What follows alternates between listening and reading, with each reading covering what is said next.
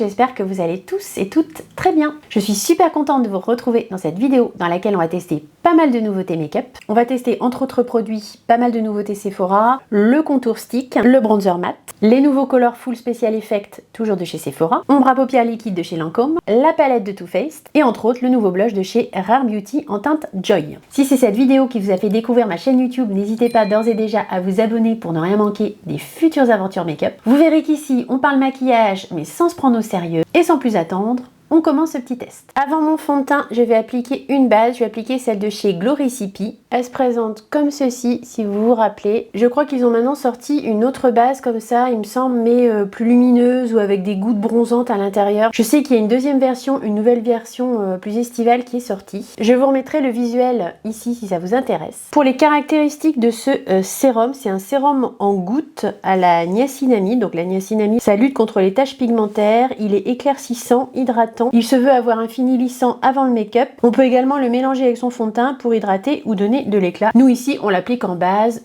comme une base classique. Pour le fond de teint, on va tester le fond de teint lait beige de chez Chanel. Quand je suis allée chez Sephora, j'ai demandé un petit peu quel fond de teint je pouvais tester en dernière nouveauté. C'est ce qui m'a été proposé. Je pense qu'en ce moment, chez Sephora, il n'y a pas tellement de nouveautés fond de teint. Par peut-être le Triclone de chez House Lab, mais bon, il n'est pas en vente en magasin. Moi, je l'ai eu, il me convenait pas tant que ça et je l'ai revendu, donc je pourrais pas le tester en vidéo. Je l'ai revendu aussi parce que j'ai plein de fonds de teint, puis voilà, je savais que c'était un fond de teint qui allait se vendre facilement. D'ailleurs, je vous refais une petite parenthèse, vous avez les liens de mon Vinted en barre d'infos. Il n'y a peut-être pas grand chose en ce moment dessus, mais je vais certainement, comme je reprends ma chaîne YouTube, remettre au fur et à mesure des produits. Donc je vous invite à vous abonner à mon Vinted du coup, si ça vous intéresse. Pour en revenir au fond de teint, j'ai eu un échantillon donc du fond de teint lait beige de chez Chanel. Je vais vous mettre le visuel ici, puisque du coup, j'ai pas le packaging original. Je l'ai pris en teinte BD 21. Au niveau des teintes, il y a différents référencements. Donc BD, c'est beige doré.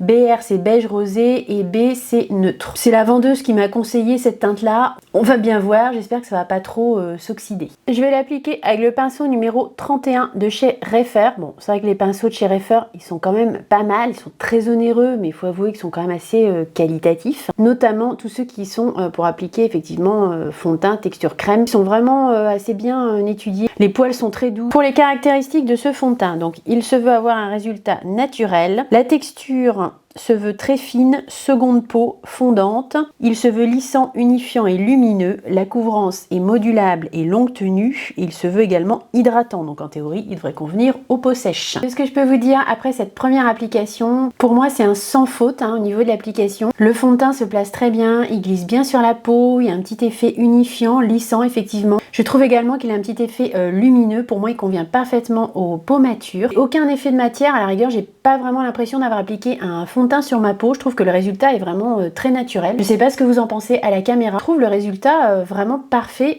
pour ma peau. Il est hydratant, mais il n'est pas non plus extrêmement hydratant. Vous voyez, j'ai quand même mis la base Glow Recipe en dessous, qui est une base quand même assez hydratante. Et au niveau de la première application, du premier coup de pinceau, je me suis pas dit que le fond de teint était extrêmement émollient. Je pense quand même que pour ce fond de teint, si vous avez la peau sèche, il fonctionnera bien, mais il faut une base quand même assez hydratante en dessous. Je suis venue mettre un petit peu ma poudre grise sur mes sourcils. Sur mes sourcils en ce moment, je me prends vraiment pas la tête. Mes sourcils, c'est pas quelque chose sur lequel j'aime trop m'attarder. J'ai beaucoup de mal avec la symétrie. J'arrive pas à la corriger. Donc voilà, je fais quelque chose de simple, qui reste naturel et je me prends pas trop la tête. Pour les anti-cernes, on va tester d'un côté le dernier anti-cerne Super Bébé de chez Herborian et de l'autre côté l'anti-cerne de chez Fenty Beauty. Pour cet anti-cerne, je vous relis les caractéristiques rapidement. Il se veut avoir une haute couvrance, être crémeux hydratant, avoir un fini naturel. Vous avez à l'intérieur 5% de niacinamide pour corriger ridules et imperfections. Celui-ci se voudrait plutôt avoir une haute couvrance. Je vous avouerai que je l'ai appliqué déjà quelques fois, une ou deux fois. Je sais plus trop en fait réellement au niveau des caractéristiques ce que ça avait donné. Je vais en mettre un peu ici. Hop. Là j'ai la teinte claire. Je vais en mettre aussi un peu sur ma paupière parce que j'ai pas spécialement de base à paupières à tester. Et j'ai le nez qui coule, évidemment. Sinon ce serait trop simple. Je vais l'étaler avec un petit pinceau. Celui-là je crois que je l'avais acheté chez Normal. Non, en tout cas, je trouve qu'il file pas trop dans mes petits plis. Ça, c'est déjà un bon point. Après, haute couvrance, moi je dirais que c'est couvrance moyenne modulable. Hein. Je trouve pas qu'il soit hyper couvrant. Par contre, je le trouve très fin et je trouve qu'il garde un fini quand même assez naturel. Il a pas l'air de filer dans les plis. L'anti-cerne de chez Fenty, on va l'appliquer de l'autre côté. Lui, je l'ai en teinte 240N. Là, la couvrance se veut moyenne modulable, toujours pareil, avec un effet naturel. Longue tenue, hydratant et cache les cernes et les poches. Il y a également des actifs de soins à l'intérieur de celui-ci. Donc je trouve qu'ils sont à peu près, au niveau des caractéristiques, pour moi ils sont à peu près similaires. Mais comme je vous disais, les anti-cernes maintenant ont tous un peu les mêmes caractéristiques. Je pense que ce qu'on recherche chez un anti-cerne, c'est que ça file pas dans les plis, que ça couvre les cernes et qu'il soit en même temps hydratant avec un côté soin, ça paraît logique. Donc, pas en mettre trop. Alors, au niveau de la couleur, il est beaucoup plus foncé. Ça va peut-être plus matcher avec ma carnation ici de ce côté-là que la teinte claire du Super Bébé Arborian. Ah, puis c'est pénible parce que vous savez, je me suis fait opérer des sinus et en fait, j'ai pas la sensation, là j'ai une sensation, comme vous savez, quand vous avez été anesthésié, en fait, je sens pas bien ma peau, c'est désagréable. Enfin, je la sens, mais pas normalement, je sais pas comment expliquer, c'est bizarre.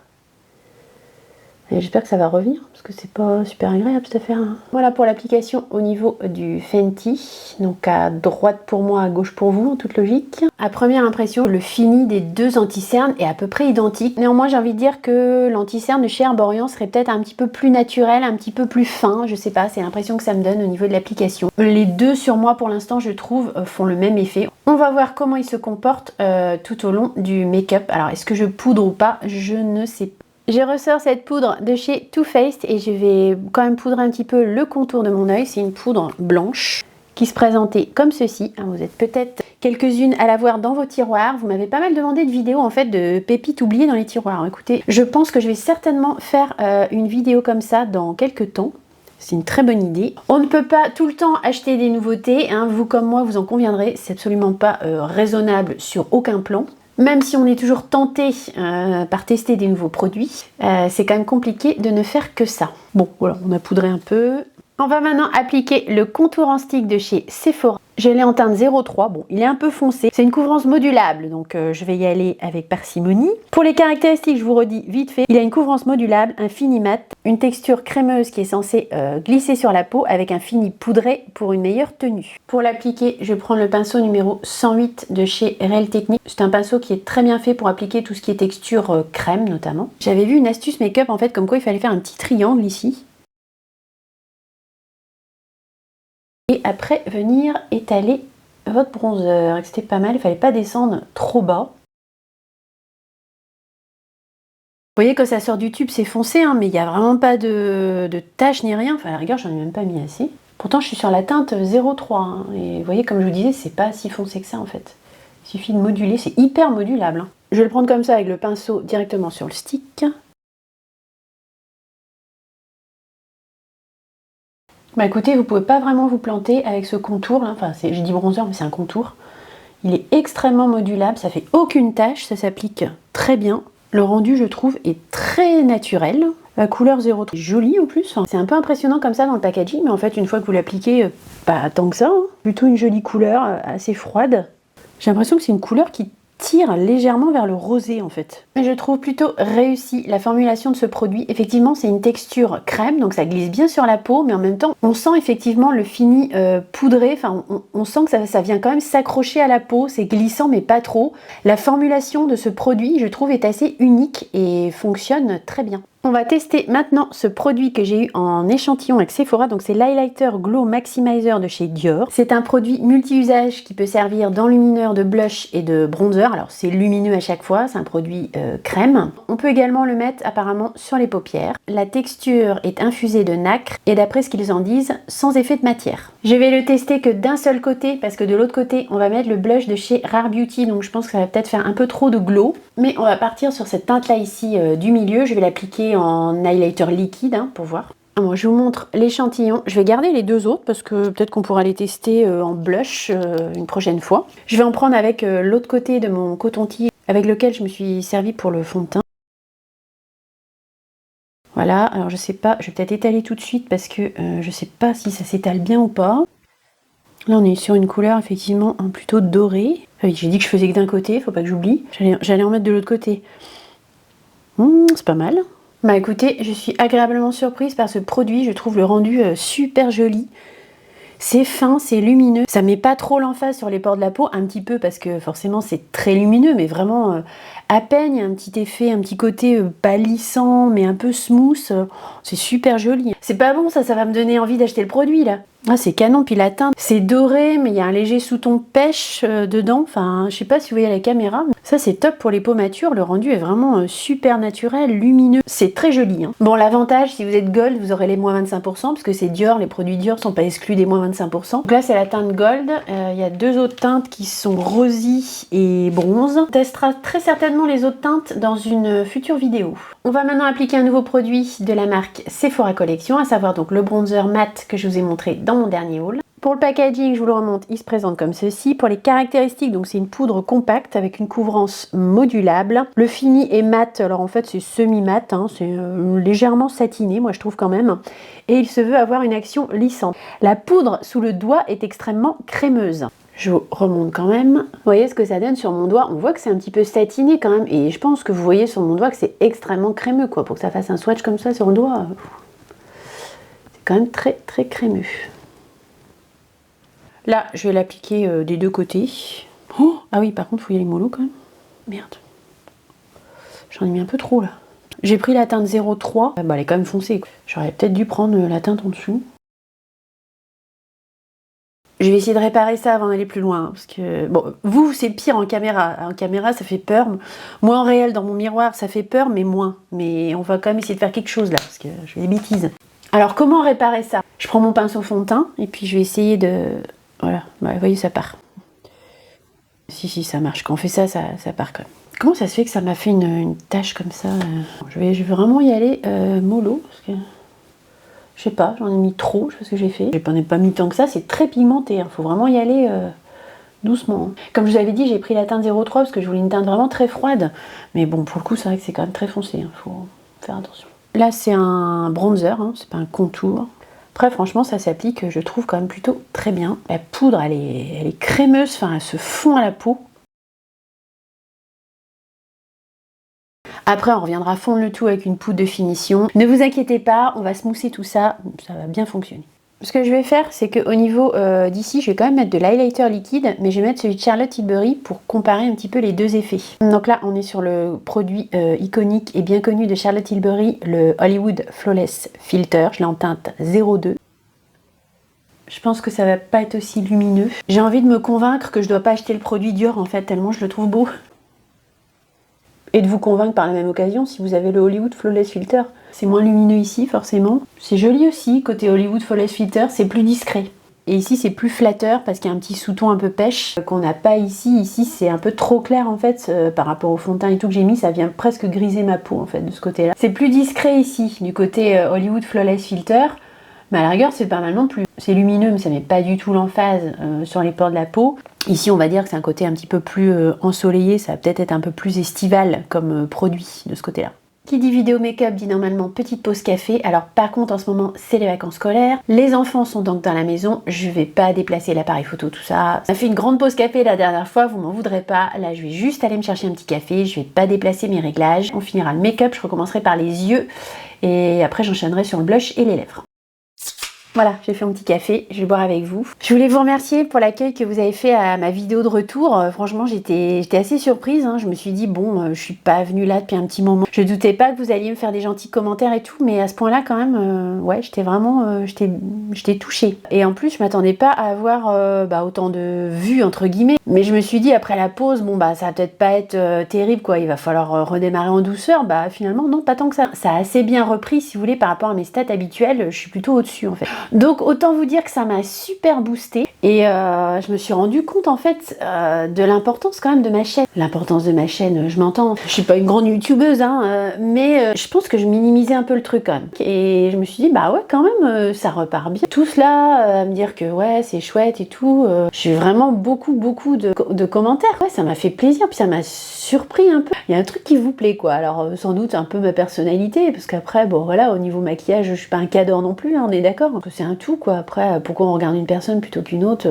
voilà c'est question d'affinité. Le fait d'avoir arrêté, d'avoir fait une pause, d'avoir eu tous ces commentaires quand même super positif. J'ai une super communauté. Ceux qui me regardent, bah, ils aiment ce que je fais. Enfin, voilà, ça a quand même une certaine importance, quoi. C'est pas rien, cette chaîne YouTube. Je pense que vous aurez saisi l'idée. Ça m'a fait reprendre confiance dans ma chaîne, en fait. Vous voyez, voilà. Bah, pas que j'avais pas confiance, mais ça m'a reboosté, ça m'a remotivé, quoi. Alors, pour ce qui est du contenu de la chaîne, je pense que je vais essayer d'en faire une par semaine. À voir, hein. Ça, je peux pas vous dire pour l'instant. Ça va être un peu au feeling. C'est sûr qu'on va tester moins de nouveautés. C'est pas que je continue à racheter du make-up comme je faisais. Vous voyez le produit Dior, là, je suis déjà tentée d'aller l'acheter, quoi. Ah, je me dis, faut pas que je me tente comme ça dès que j'essaye un truc, quoi, sinon on va pas s'en sortir. Et vous m'avez dit aussi beaucoup que ce serait sympa de reprendre ce qu'on a dans nos tiroirs. Je vais essayer de faire des vidéos régulièrement en ressortant des trucs des tiroirs. On verra si ça marche ou pas, ce type de vidéo. Vous êtes nombreuses en tout cas à avoir manifesté ça. Moi, je pense qu'on est toutes pareilles, on a envie de réutiliser nos anciens produits et d'arrêter la course à la nouveauté. Ce que je vais essayer de faire aussi, c'est de raccourcir un peu le temps de mes vidéos. Il faudrait pas que ça dépasse 15-20 minutes dans l'idéal. Alors, à mon avis, là, celle-là va dépasser, mais ce sera plus facile pour moi, si vous voulez. Pour vous, ça pas changer grand chose. Enfin, après, je sais pas, à vous de me dire si vous aimez plutôt les vidéos courtes ou les vidéos longues. Mais après, c'est au niveau du temps de montage. Forcément, s'il y a 15 minutes ou 30, c'est pas du tout la même chose, quoi. Ce sera plus confortable pour moi si j'arrive à vous faire des 15 minutes, 20 minutes. On verra. Allez, j'ai fini mon café. On va reprendre le maquillage. Avant de mettre le blush, on va faire le maquillage des yeux. Pour ça, on va utiliser la petite palette Born This Way Cold Smolder Nude pour les transitions, creux de paupières et coins externes. Et donc en paupières mobiles, je vais mettre d'un côté les Colorful Effect Multichrome de chez Sephora et de l'autre côté, je vais mettre une ombre à paupières liquide de chez Lancôme. La petite palette de chez Too Faced, je vous la remonte, c'est une palette au ton froid, donc la Cold Smolder Nude. Je vais peut-être pas me servir des lumineux là dans cette vidéo. Je vais la garder, on s'en servira peut-être une autre fois. Je vais faire mon creux de paupière. Je vais poudrer ma paupière avec cette teinte là, le beige clair, et après je vais venir faire mon creux de paupière avec le marron moyen ici.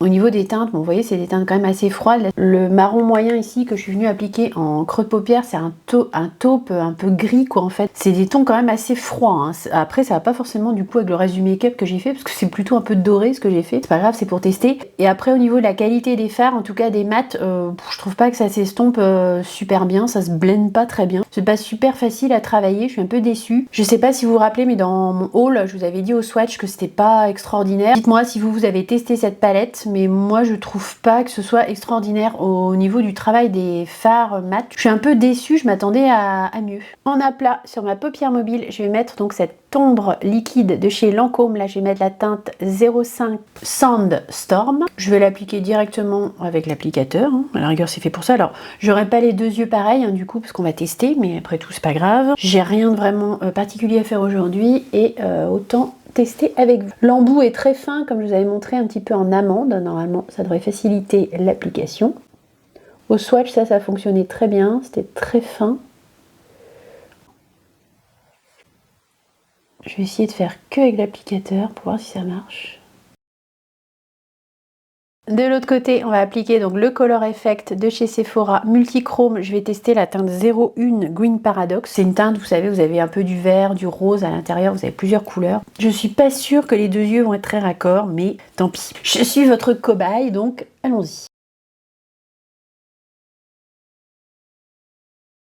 Bon, on est d'accord qu'on n'est pas du tout sur les mêmes couleurs. Par contre, je trouve que à droite comme à gauche, ça fonctionne bien. Là, je me suis pas servi du pinceau, j'ai été qu'avec l'applicateur et bon, ça a bien marché. Ces ombres à paupières, là, vous pouvez très bien les appliquer comme j'ai fait en aplat sur la paupière mobile avec un creux de paupière. Alors après, évidemment, il faut adapter le creux de paupière par rapport à votre ombre à paupières. Là, ça va pas parce que j'ai quand même une couleur chaude ici sur la paupière mobile et j'ai une couleur froide en creux de paupière. Je trouve que ça va pas trop ensemble. À la rigueur, ça va mieux de ce côté-là. Le multichrome a des sous-tons un peu plus froids, donc c'est un peu mieux de ce côté-là. Je vais faire le coin externe avec ce marron profond ici. Je vais juste foncer un petit peu le coin externe, mais pas trop. Que le problème, c'est que si on fait pas ça, si on fonce pas le coin externe, il n'y a pas de dimension, ça manque de relief, quoi, en fait, sur votre regard. Ça, je trouve que quand on fait juste un aplat en fait en paupières mobile avec un fard à paupières comme ça liquide, je trouve que c'est plus joli. Quand on fait quand même un coin externe plus foncé, pas besoin d'en mettre beaucoup, c'est juste intensifier un petit peu le coin externe. Avec un petit pinceau fin par tapotement, ça fonctionne très bien. Liner, je suis venue appliquer un liner de chez Kiko, mascara de chez Tarte. Je suis venue remettre un petit peu d'highlighter ici en coin interne. J'ai pris l'highlighter que j'avais sous la main de la palette Florasis. On va maintenant tester cette petite nouveauté de chez Rare Beauty, donc à savoir les nouveaux blushs lumineux. Celui-là, vous l'avez pas vu dans mon dernier haul, je l'ai acheté après. J'ai pris la teinte Joy. Au niveau des caractéristiques, c'est un blush qui se veut éclatant. La texture est lisse et légère, un peu comme les highlighters, j'imagine. La couleur se veut naturelle et soyeuse. Il se veut très pigmenté et enrichi de nacre. Le fini se veut modulable et facile à estomper. On a vu beaucoup ce petit blush passer sur les réseaux sociaux et il est arrivé beaucoup cassé chez beaucoup de personnes. Pour ma part, j'ai eu du bol, je l'ai trouvé en magasin. Je crois qu'au début, il n'était pas en vente en magasin. C'est assez récemment qu'il a été en vente en magasin. Je pense que c'est pas plus mal que j'ai pu attendre qu'il soit en magasin. Je ne sais pas si vous avez vu, mais le nombre de photos de blush cassés qu'on a vu passer sur les réseaux, ça doit être assez fragile, je pense, comme formulation. Alors en plus, avec les packaging Sephora, bah forcément, c'est bien emballé. Hein. Par contre, comme vous voyez, vous avez un petit carton ici en plus. Après, vous avez un petit truc plastique. C'est quand même bien emballé, le produit en lui-même est bien emballé. Si vous le mettez seul dans un carton grand comme ça et qui tape dans tous les coins, forcément, la poudre se casse. Hein. Je pense que c'est inévitable. Ça se présente comme ceci. C'est plutôt très mignon comme packaging, très compact. La couleur Joy, elle est vraiment magnifique, quoi. Je vais vous faire un petit swatch avant de l'appliquer. Sur mon doigt, ça donne ça. C'est extrêmement lumineux. C'est très fin, ça a l'air assez crémeux quand même. Pour l'appliquer, je vais prendre un petit pinceau que j'avais trouvé en grande surface. C'était la marque L. Enfin après, c'est marqué L dessus, mais c'est pas la marque, c'est pas L. Je sais pas quelle est la marque, mais je vais l'appliquer des deux côtés. Bon, là, j'ai le produit Dior, donc ça va être sans doute un peu plus lumineux. Là, j'avais le produit Charlotte Tilbury. Je sais pas si vous verrez sur le pinceau, mais rien que sur le pinceau, c'est bien pigmenté. Il faut peut-être que je me méfie quand même. En tout cas, ça s'applique bien, ça fait pas de taches. Alors, qu'est-ce qu'on en pense de ce blush? Donc, de ce côté-là, j'avais déjà le produit Dior. Vraiment un blush très très lumineux, c'est limite un highlighter en fait. Que j'aime ou pas? Je sais pas. C'est peut-être un peu too much avec le produit Dior de ce côté-là, ça fait peut-être un peu trop. Par contre, ici à droite, bon, vous en caméra, ça apparaît plus foncé. Hein. Ça fait ça à chaque fois, je sais pas pourquoi. Mais moi, c'est quand même plus atténué. Et avec le produit Charlotte Tilbury, bah, ça fonctionne assez bien. C'est lumineux, mais c'est pas non plus choquant. Enfin, ça me marque pas plus que ça les pores de la peau au niveau du blush. Écoutez, moi j'aime bien le rendu. C'est très lumineux. Forcément, c'est un blush qui va mettre un petit peu l'emphase sur les pores de la peau. Mais vous voyez, de ce côté-là, pas tant que ça, enfin il n'y a rien de choquant. Par contre pour moi ça fait blush et enlumineur quoi. Si vous mettez ce blush là, ne mettez pas d'enlumineur. Enfin on fait comme on veut, mais c'est pas la peine de mettre d'enlumineur pour moi en dessous. Ça va être multi-usage finalement, ça va faire votre blush et votre enlumineur. Vous pouvez le mettre assez haut, vous pouvez le mettre par là, ça va faire blush et enlumineur en même temps. C'est plutôt sympa. Et la teinte Joy, bah franchement elle est très jolie quoi. C'est une teinte assez flatteuse qui va être très bien pour le printemps. Dernier produit qu'on va appliquer avant le rouge à lèvres et dont je ne vous ai pas parlé, c'est le filtre pastel de Arnaud Sol Dourdin. Alors, je vous en ai pas parlé en vidéo, j'en ai peut-être parlé dans les commentaires je crois. En fait c'est une sorte de poudre de finition qui va vraiment lisser tout votre visage. Enfin c'est vendu comme ça, vraiment comme une poudre qui va venir tout smousser. C'est plus qu'une poudre de finition en théorie. Ça se présente comme ça. C'est le filtre pastel qui a été créé par un maquilleur professionnel, à savoir donc Arnaud Sol Dourdin. C'est le maquilleur des Miss France. Il a maquillé beaucoup de stars apparemment. Au début j'avais pas pris la bonne teinte, j'avais pris la 02 et c'était très foncé. Il faut plutôt s'orienter vers des teintes assez claires je trouve, parce que les teintes sont quand même assez chargées, assez foncées. Là j'ai la teinte 01 Agone. Ça se présente comme ça, vous le trouvez en vente sur le site de Mademoiselle Bio. Ça se vend 39,90 € pour 9,5 g de produit. C'est vendu un peu comme un produit miracle. Alors pour moi c'est une bonne poudre de finition qui vient parfaire votre maquillage, mais j'ai pas trouvé que c'était miraculeux. Ça floute bien, ça va lisser un peu tout votre teint, toutes les matières ensemble. Apparemment vous pouvez même le passer sur vos yeux et tout, enfin c'est vraiment l'effet flouteur final. Moi j'ai trouvé que c'était effectivement très joli. Ça vient flouter les matières et donner un effet smooth à la fin de votre maquillage, mais est-ce que ça le fait mieux qu'une poudre de finition classique? Je sais pas. D'ailleurs je pense qu'on va tester les deux côtés, comme ça on va voir. Pour ce faire c'est bien de prendre un pinceau assez fluffy, il faut pas que ce soit un pinceau trop dense, il faut quelque chose qui aille en légèreté.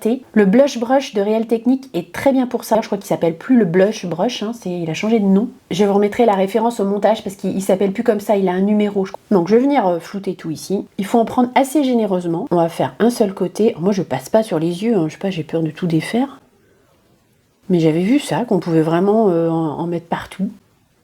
Ce qui est bien, c'est que ça vient un peu flouter quand vous avez mis trop de blush ou quoi, ça va venir un peu smousser. Donc j'ai fait cette moitié-là. C'est vrai qu'il y a un effet quand même beaucoup plus smooth de ce côté-là. Hein. Je regarde bien, mais De ce côté-là où j'ai appliqué le filtre pastel, je sais pas si vous vous en rendez compte en caméra, mais c'est vrai que c'est un peu plus smooth, c'est un peu plus flouté quoi. De l'autre côté, je vais faire le même travail, mais cette fois-ci avec une poudre de finition. J'ai sous la main la poudre Setting Loose Powder de Laurent Mercier. Écoutez, on va faire ça. C'était à la base une poudre libre que j'ai plus ou moins compactée. Ça, c'est une ancienne histoire que vous pouvez éventuellement retrouver dans une ancienne vidéo. Je ne sais pas ce qui m'était passé par la tête ce jour-là. Je ne voulais plus de poudre libre. J'avais compacté je ne sais pas combien de poudre libre. J'essaierai de vous remettre la vidéo là, mais c'était n'importe quoi. Ne faites pas ça, gardez vos poudres libres. Ça n'avait pas fonctionné. Enfin, j'ai perdu des poudres. N'importe quoi. Je sais pas ce qui m'était passé par la tête. Et les poudres libres, bon certes c'est un peu embêtant parce que ça en met partout, mais ça a aussi des avantages quand même.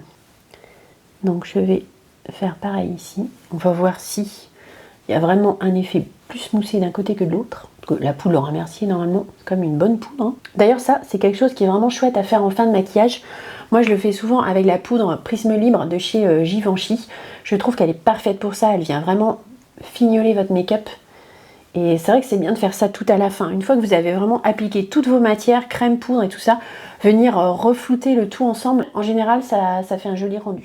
Je dois avouer que c'est quand même plus joli à gauche parce qu'en fait ça a plus laissé passer les matières quoi. On retrouve plus mon blush, mon highlighter et tout ça, tandis qu'ici ça a atténué mais un peu trop. Alors peut-être que la poudre Laurent Mercier n'est pas idéale pour ça, comme je vous disais, moi quand je fais ça je fais plutôt ça avec la Prisme Libre. C'est plus joli en tout cas du côté filtre pastel que du côté poudre Laurent Mercier. Maintenant ça a quand même smoothé des deux côtés, mais je trouve avec un fini plus naturel de ce côté-là. Pour le rouge à lèvres, on va appliquer celui-ci de chez Dior dont je vous ai parlé dans mes favoris 2024 dans la dernière vidéo. C'est donc un soin floral hydratant, là c'est la teinte 200 Nude Touch Velvet. Je mets un crayon avant, là c'est un crayon de chez Huda Beauty. Je suis toujours aussi nulle pour appliquer les crayons et le rouge à lèvres, ça n'a pas changé.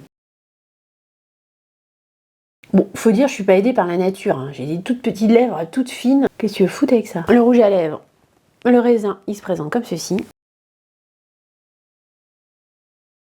J'aime bien le rendu un petit peu velours, un peu velvet de ce rouge à lèvres. Je trouve la teinte nude, elle est assez jolie. C'est assez foncé, mais ça va quand même sur mes lèvres. Comme il y a un petit effet velvet, je trouve que ça rend assez bien. Je vais vous reculer un petit peu et on va faire une conclusion très rapide sur tous les produits testés dans la vidéo. Conclusion donc sur les nouveautés testées dans cette vidéo. Le fond de teint Les Beiges de Chanel, je l'ai trouvé très bien. Pour moi, il est tout à fait adapté à une peau mature un petit peu sèche. Si vous mettez une bonne base hydratante en dessous, ça devrait très bien se passer. Le fini est très naturel, il n'y a aucun effet de matière. Il est lumineux, mais pas trop. De mon avis, c'est un joli fond de teint. Je pense qu'il peut convenir à tout type de peau. Les deux anti-cernes testés, le Fenty et le Super Bébé de chez Herborian, écoutez, ils se sont comportés, je trouve, exactement de la même manière tous les deux. J'ai des petits plis sous les yeux des deux côtés. Les deux vont quand même marquer les plis, quoi. Alors, je sais pas si c'est moi, si c'est ma peau, s'il faut que j'en mette moins, si j'ai peut-être pas assez préparé mon contour d'œil. J'ai des plis, j'ai des petits plis sous les yeux. Alors j'ai poudré, est-ce qu'il fallait peut-être pas poudrer? Ça reste raisonnable, mais on les voit quand même pas mal. Ils sont accentués par le fait d'avoir mis de l'anti-cerne, si vous voulez. Les jours où je mets pas d'anti-cerne, j'ai pas des plis comme ça au niveau du dessous d'œil. Le produit multi-usage là de chez Dior, le Highlighter Glow Maximizer, je l'ai testé en teinte glow ici au niveau de l'highlighter. J'adore ce produit, je le trouve super joli. C'est très lumineux, c'est flatteur, ça met pas l'emphase sur les pores de la peau, il y a un petit côté lissant. J'ai été assez surprise par ce produit et je dois dire que je suis assez tentée de l'acheter en full size. Ça c'est pas bien. Le bronzer mat de chez Sephora, je l'ai trouvé très bien. Il est soyeux, il glisse bien sur la peau, ils se font bien l'incarnation. Faites attention quand même si vous achetez ce bronzer. Moi j'ai pris la teinte 3 parce que je voulais une teinte très froide. Elle est quand même assez foncée, c'est modulable. Mais si vous prenez cette teinte là, comme moi, il faudra vraiment y aller tout doucement au début. Vous avez la teinte 1 et la teinte 2 qui vont peut-être être plus adaptées à des carnations plus claires. Pour les yeux, la palette Born This Way de Too Faced, la Cold Smolder Nude. Je n'ai pas testé les fards lumineux dans cette vidéo, on essaiera peut-être de les tester dans une prochaine vidéo. En tout cas, au niveau des fards mat, je suis pas tant que ça bluffée, je trouve qu'ils s'estompent pas très bien. Les deux ombres à paupières liquides testés sont très jolis. Alors ici l'ombre à paupières Lancôme, ici la Color Shifter Multichrome de chez Sephora. Ça va forcément pas être les mêmes rendus. Ici ça va être une ombre à paupières un peu plus discrète, un peu plus passe-partout. Là le multichrome, bon, c'est toujours un peu plus difficile à manipuler. Néanmoins ces deux ombres à paupières, elles sèchent vite, elles tiennent bien, elles sont bien opaques sur la paupière. Je préfère le rendu avec l'ombre à paupières liquide de chez Lancôme. Ça n'a pas grand chose à voir, mais comme je vous dis après les multichromes, c'est un peu moins flatteur finalement les multichromes parce que c'est joli, mais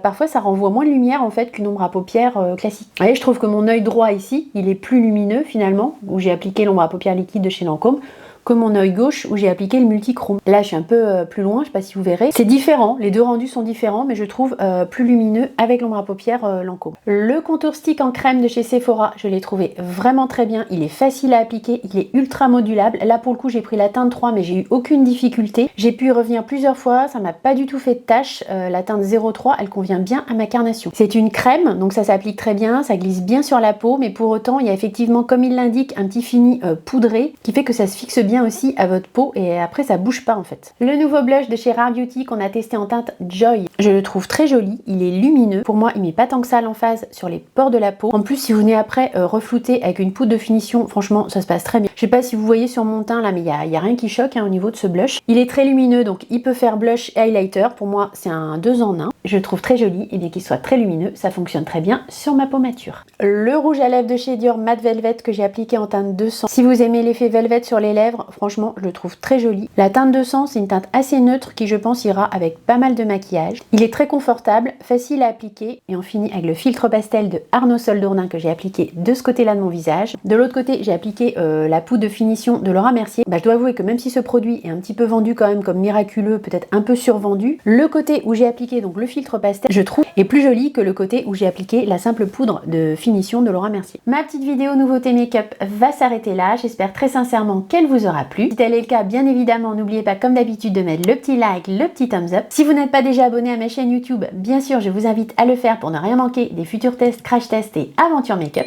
Dans la prochaine vidéo on fera probablement encore des tests make-up. J'ai encore d'autres nouveautés Sephora à mettre en action et à vous montrer. Je suis très contente d'être de retour sur YouTube et d'avoir filmé cette vidéo pour vous. Je vous fais de gros bisous et je vous dis à très vite. Prenez soin de vous. Bye.